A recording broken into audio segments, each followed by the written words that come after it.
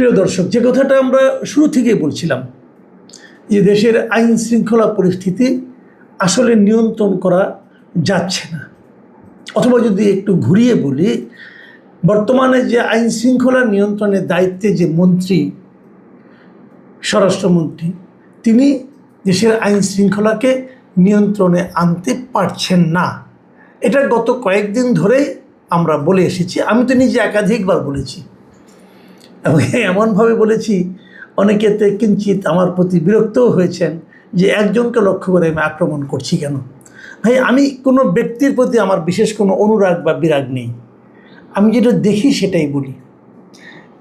এই যে কথাটা আমি বলেছি, যেটাকে অনেক সময় অনেকে উড়িয়ে দিয়েছেন অথবা বলতে চাননি, অথবা ভেবেছেন বললে উনি আবার কি মনে করেন, এই যে একটা বিষয় ছিল, সেটা কিন্তু এবার উনি নিজেই স্বীকার করেছেন। আজকে জাতীয় সংসদের যে অধিবেশন সেটা শুরু হয়েছে, তৃতীয় অধিবেশনটা আজকে প্রথম দিন ছিল। এই অধিবেশনের আগে বিএনপির যারা সরকারি দল যারা আছে তারা একবার তাদের দলীয় একটা সভায় বসেছিল। সে সভায় অনেক বিষয় নিয়ে আলোচনা হয়েছে এবং সেখানে কিন্তু যথারীতি এই যে মব কালচার, এটা নিয়ে কিন্তু আলোচনা হয়েছে। এই বিএনপির সংসদীয় দলের সভায় মূলত প্রধানত আলোচনা হয়েছে আইন শৃঙ্খলা নিয়ে, তারপর আলোচনা হয়েছে বিদ্যুৎ এবং সার নিয়ে। বিদ্যুৎ দিয়ে তারা রীতিমতো আত্মসমর্পণ করেছে, তাদের কিছু করার নাই, এটি বিদ্যুৎ প্রতিমন্ত্রী ছিলেন, তিনি বলেছেন। আর সার নিয়ে কৃষিমন্ত্রী ছিলেন না, সেখানে তার পরিবর্তে সমাজ কল্যাণমন্ত্রী তিনি সার নিয়ে আলোচনা করেছেন। যাই হোক, সেটা অত ইম্পর্টেন্ট কিছু না। ইম্পর্টেন্ট হলো যে আইন শৃঙ্খলা পরিস্থিতি নিয়ে।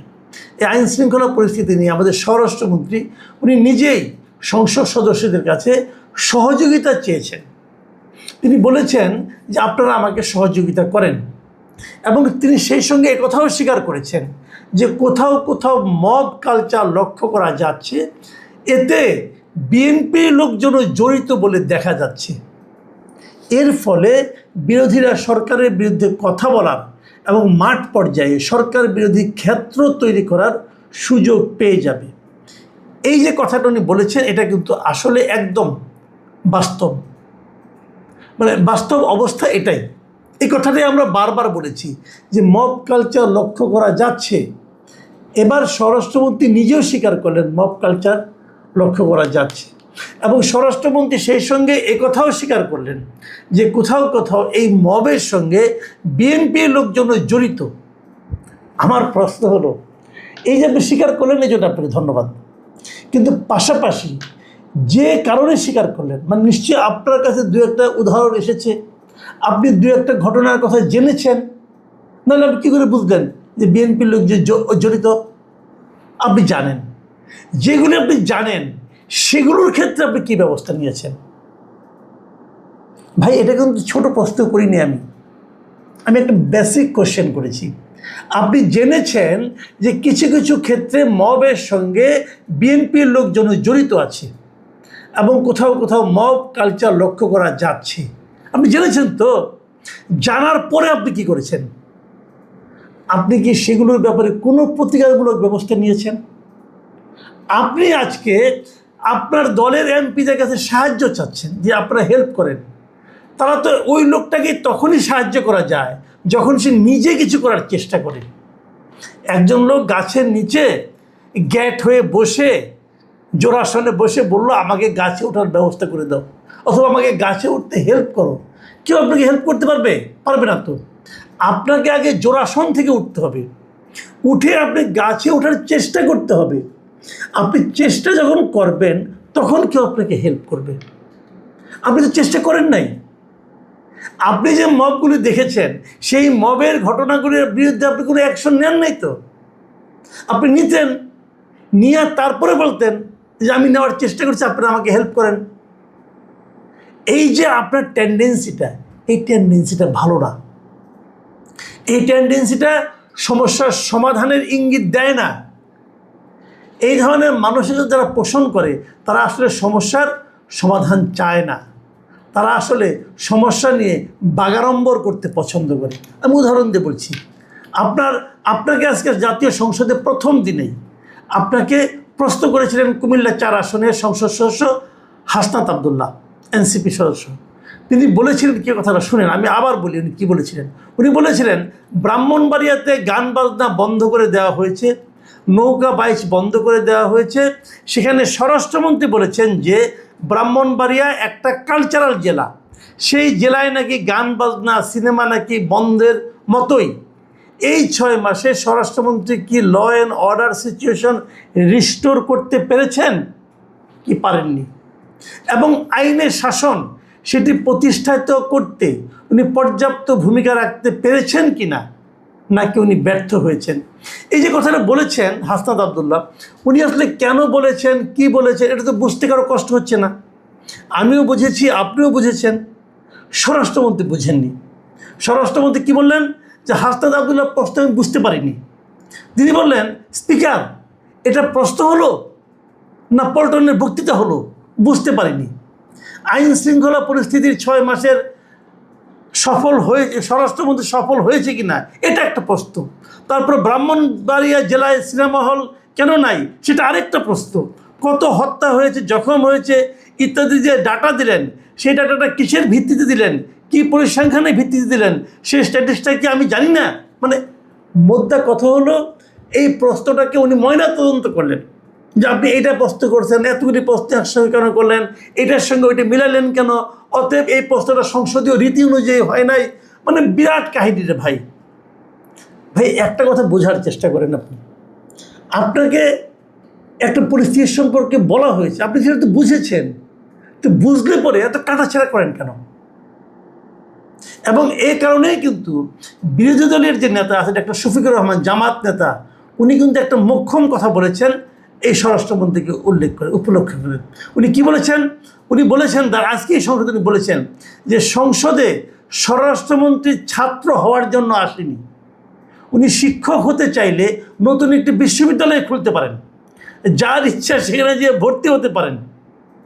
মানে এই যে ওনার যে মাস্টারি করার যে টেন্ডেন্সিটা, এটাকে শফিকুর রহমান সাহেব খুবই জোরালোভাবে এবং এমনভাবে শুনলেই যে কী বলছে এইভাবে আক্রমণ করেছেন। এবং তিনি বলেছেন সংসদ আপনার বিরোধী দলের যে নেতা ডক্টর শফিকুর রহমান, তিনি বলেছেন সংসদ অধিবেশন যেদিন থেকে বসা শুরু হয়েছে সেদিন থেকেই তিনি, মানে সালাউদ্দিন সাহেব, তুচ্ছ তাচ্ছিল্য করে সবাইকে কথা বলেন। তিনি নিজেকে কি মনে করেন আমি বুঝতে পারি না। ভাবুন একবার, শফিকুর রহমান সাহেব কিন্তু কথাবার্তা বলার সময় বেশ সংযতই থাকেন, ওনার মুখ দিয়েও উনি এই কথা বলেছেন। এবং উনি আরও কি বলেছেন, এমনকি তিনি সেই দুঃসাহস এখানে দাঁড়িয়ে তিনি দেখিয়েছেন, তিনি বলেছেন যে এই সংসদে তিনি শিক্ষকের ভূমিকা পালন করবেন। তিনি ঠিক ঠিক আমরা তার ছাত্র হওয়ার জন্য এখানে আসি নাই, শিক্ষকতা করতে হলে তিনি একটা ইউনিভার্সিটি খুলুন, ওখানে যার পছন্দ গিয়ে ভর্তি হবে, ওনার লেকচার শুনবে। আমি জানি না এই কথাকে আমাদের সালাউদ্দিন সাহেব কীভাবে গ্রহণ করেছেন, এটা আমি বলতে পারবো না। কিন্তু ওনাকে যে শিক্ষক হওয়ার কথাটা বলেছেন, ওনার মধ্যে যে একটা শিক্ষক সুলভ বিষয় আমরা দেখতে পাই, এটা কিন্তু আমরা আসলে অস্বীকার করতে পারবো না। অনেকে বলেন, প্রচলিত একটা কথা প্রচলিত আছে, আমি জানি না কথাটা সত্য কি মিথ্যা, এটা প্রচলিত কথা শুনি আমি, যে উনি নাকি একসময় আমাদের প্রধানমন্ত্রী তারেক রহমান সাহেবের গৃহশিক্ষক ছিলেন, সম্ভবত ছিলেন, আমি জানি না, এটা নিয়ে অনেক আলোচনা হয়।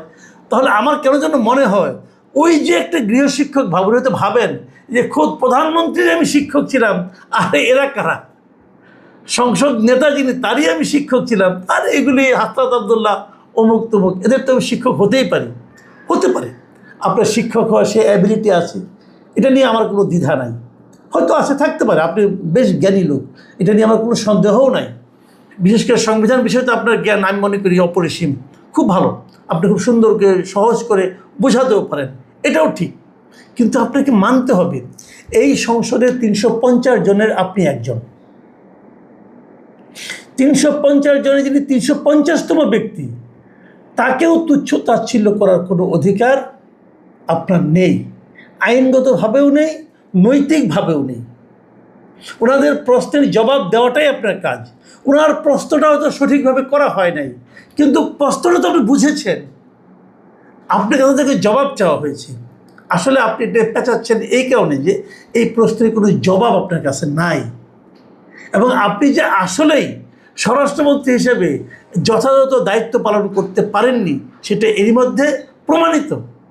দেখুন, আপনি 300 সংসদীয় আসন এবং পুরো দেশ, এটাই তো আমাদের, এই পুরো দেশটার আপনি স্বরাষ্ট্রমন্ত্রী, পুরো দেশের আইন শৃঙ্খলা রক্ষার দায়িত্ব আপনাকে দেওয়া হয়েছে, কিন্তু আপনি এইভাবে এর সঙ্গে মাস্টারি করছেন, ওকে আইন শেখাচ্ছেন, ওকে শিখান, আমার তার কোনো আপত্তি নেই, আপনি সবই শিখান ভাই, কিন্তু নিজের কাজটা করে তারপর শিখান।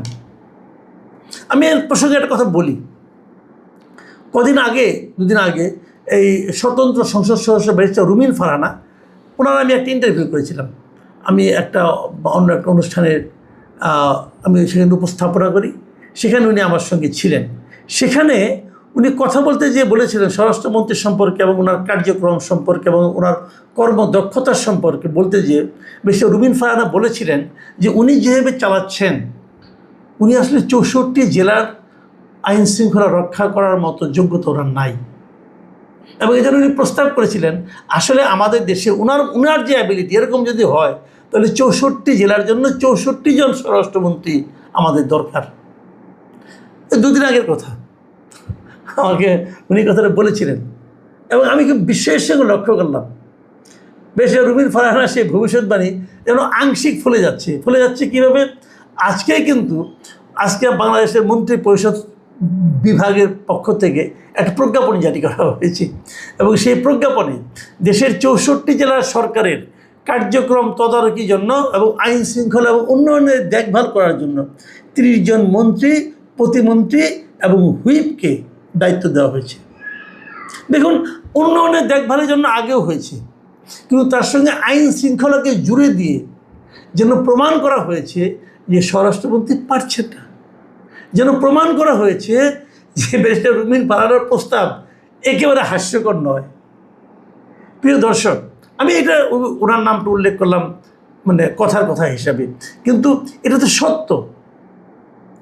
আমি জানি না এই যে ঘটনাগুলো আজকের, স্বরাষ্ট্রমন্ত্রী উনি এগুলি বোঝেন কিনা, বুঝে থাকলে উনি কি ওনার প্রতিক্রিয়া হবে সেটা দেখার জন্য আমরা আসলে অধীর আগ্রহে অপেক্ষা করব। প্রিয় দর্শক, এখন এ পর্যন্তই।